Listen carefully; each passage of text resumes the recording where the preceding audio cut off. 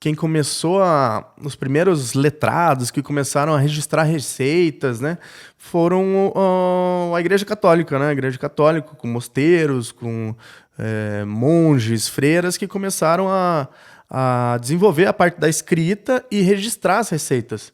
Então era muito comum algum viajante parar em um mosteiro e, como recompensa ou para ele ter o que comer, era servido cerveja. Que essas pessoas já eram mais letradas, elas sabiam o processo de como repetir, armazenar receitas. Então isso era muito comum, que os viajantes paravam em mosteiros e uma das refeições era quase a cerveja. Imagino que isso no Velho Mundo, né? Na Europa. Sim, isso. É muito na Europa, né? Europa, um pouco mais a região do norte, né? Para cima de Espanha, França, até a Alemanha, né? E aí veio a evolução, foi evoluindo. Muitos estudiosos começaram, daí teve a questão da pasteurização. Mas a cerveja sempre foi considerada também um alimento, né? Porque o famoso pão líquido, né? Porque o pão líquido, porque ele é extraído os carboidratos, aminoácidos e tudo dos grãos e transformado em líquido. Então ele carrega com si o que vem dos grãos na cerveja. Isso, mas vai lembrar então explicar um pouco como é feita a cerveja. Agora, dito um pouco da história, né? A cerveja basicamente é feita de água, malte, lúpulo e levedura. São 4 ingredientes. Você pode fazer a cerveja perfeita com 4 ingredientes. Na Idade Média era adicionado muitas outras coisas, né? Tinha um mix de ervas, frutas, porque realmente deveria ser muito ruim. Aí eles tentavam agradar um pouco mais o paladar, colocando frutas, colocando algumas ervas e especiarias para ficar mais gostoso de consumir, né?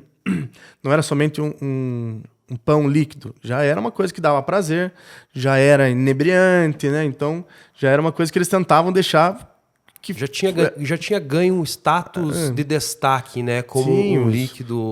Os bares, né? Os pubs na Inglaterra já tinha isso de ter também como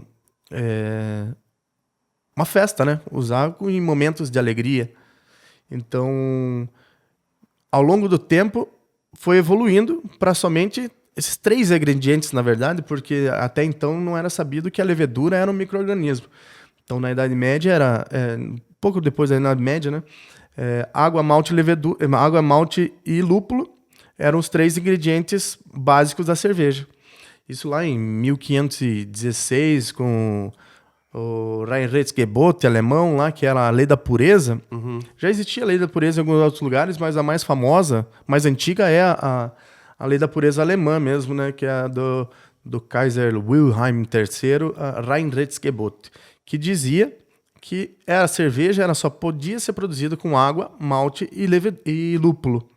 A levedura foi incorporada depois de Pasteur, de isolar leveduras, ainda assim, mas antes o processo de fermentação era algo divino.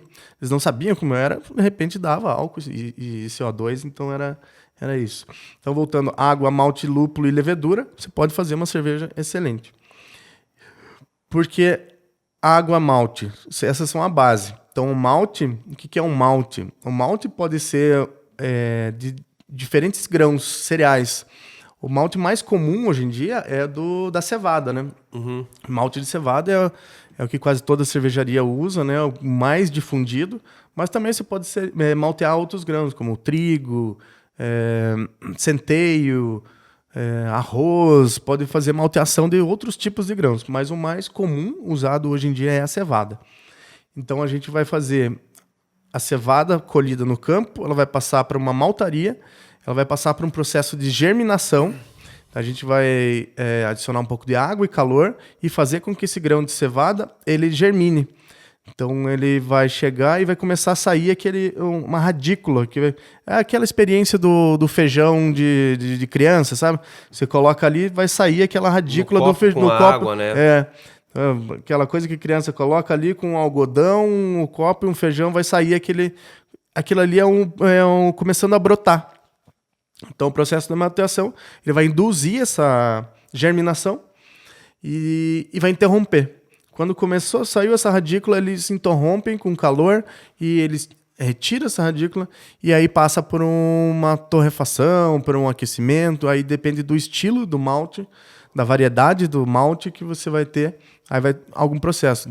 Os maltes mais escuros vão passar por torra, vão passar por diferentes processos. Isso é feito na maltaria, que temos aqui em Guarapuava, né? A maltaria agrária, a maior maltaria da América Latina. Ali é feito milhões de toneladas de malte. Obrigado por ter assistido esse corte do podcast Vitão e Companhia. O link para o episódio completo está aqui embaixo, na descrição. Se inscreva no canal e ative o sininho.